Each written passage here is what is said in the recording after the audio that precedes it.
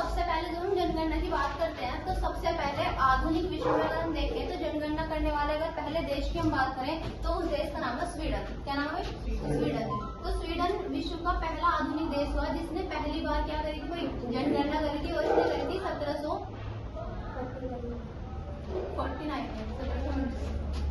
कब करी थी? 1749। तो पहली बार करने वाला विश्व का पहला देश कौन था? स्वीडन। और कब की थी इसने? 1749। तो 1749 में पहला देश था जिसने क्या करी थी? जनगणना।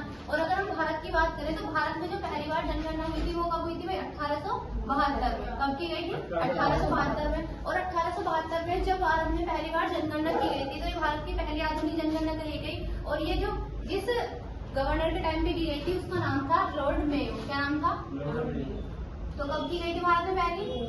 लॉर्ड मेयो के टाइम पर की गई थी। ये जो थी 1872 वाली, ये भारत की पहली आधुनिक जनगणना कही जाती है। क्या कहा जाता है इसको? भारत की पहली आधुनिक जनगणना। क्या कहा जाता है इसको?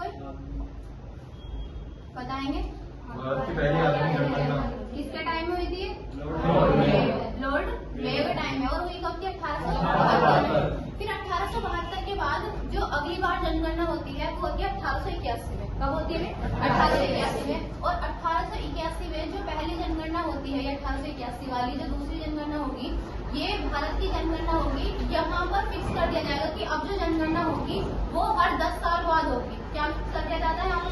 कि जनगणना जो होगी वो कितने साल बाद होगी? हर 10 साल बाद यहाँ पर जनगणना होगी। और इस जनगणना को यहाँ पर भी एक क्रम रख दिया कि अब क्रमबद्ध जनगणना होगी, यानी कि क्रम से होगी। कितने साल बाद होगी? 10 साल बाद। तो यहाँ पर किसकी शुरुआत होती है?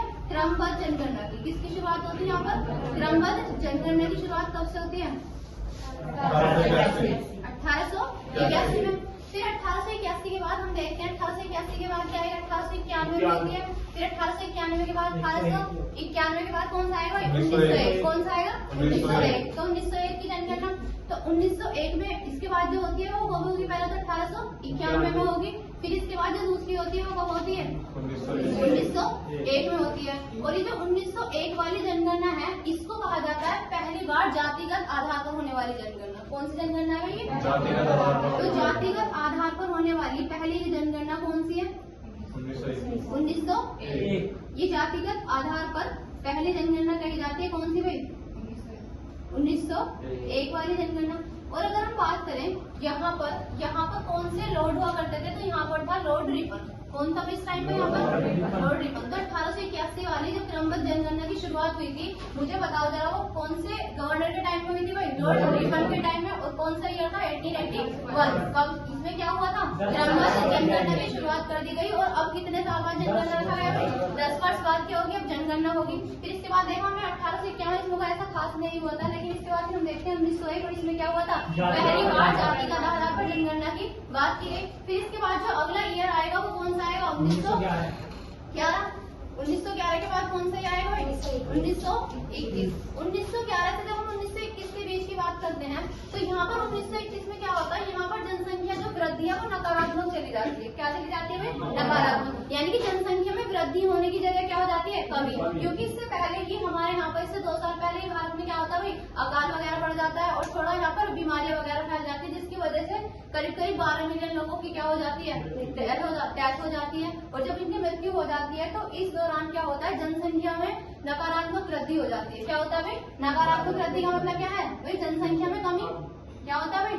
नकारात्मक जनसंख्या वृद्धि। कौन से ईयर में आती होती है? 1921 में। नकारात्मक जनसंख्या वृद्धि कब होती है भाई? 1921 में। फिर 1921 के बाद जो अगला ईयर आएगा वो कौन सा होगा? 1931। फिर 1931 के बाद 1941 और 41 के बाद 51। फिर जो 1951 की जनगणना होती है ये हमारे लिए खास जनगणना होगी, क्योंकि ये जो 1951 वाली जनगणना होगी वो जनगणना होगी जो भारत की आजादी के बाद पहली जनगणना होगी। क्योंकि सभी को पता है हमारा देश कब आजाद हुआ था? 1947 को 15 अगस्त 1947 को हमारा देश आजाद हुआ। और उसके बाद होने वाली देश को आजाद होने के बाद होने वाली ये क्या थी? पहली जनगणना थी। तो यहाँ पर ये पूछा जाता है कि आजादी के बाद होने वाली पहली जनगणना जो थी वो कब हुई थी? तो बताएंगे। तो ये थी आजादी के बाद पहली जनगणना। क्या थी भैया? किसके बाद की? आजादी के बाद। फिर इसके बाद क्या होता है? फिर 1961 मन में फिर होगी भाई, क्योंकि क्रमबद्ध जनगणना की शुरुआत कहाँ से हुई थी बताएंगे जरा। 1881 से। तो हर 10 साल बाद हम देख रहे हो कि जनगणना हो रही है। फिर अब 1951 तक हम पहुंच चुके हैं। 1951 के बाद क्या आएगा 1961। तो 1961 की जब जनगणना होती है तो एकदम इसमें भाई इतनी जनसंख्या इतनी तेजी से बढ़ती है 1961 वाली में। यहाँ पर हम इसको क्या कहते हैं महाविस्फोटक काल। क्या कह देते हैं भाई? तो ये वाला जो ईयर होगा ये जनसंख्या का क्या कहलाता है? महाविस्फोटक काल। क्या कहलाता है? यहाँ पे क्या होता है? जनसंख्या का महाविस्फोट होता है। महाविस्फोट का मतलब क्या है भाई? यानी कि जनसंख्या इतनी ज्यादा बढ़ जाती है एकदम से बहुत तेज। क्योंकि तुम्हें पता है भाई जब जनसंख्या बढ़ती है, अब तुम बताओ 1 के 2, 2 के 4, 4 के 8, 8 के 16, 16 के 32, इस तरह से जनसंख्या बढ़ती है कि नहीं भाई? ये कोई संसाधन तो है नहीं कि 1 के बाद 2, 2 के बाद 3, 3 के बाद 4। जनसंख्या तो है कि 1 से 2, 2 से 4 और 4 से 8, क्योंकि तो कई गुना बढ़ती है भाई। तुम देखते हो इंडिया के अंदर अब इंडिया लगभग किसको क्रॉस कर चुका है भाई? चाइना को इंडिया क्रॉस कर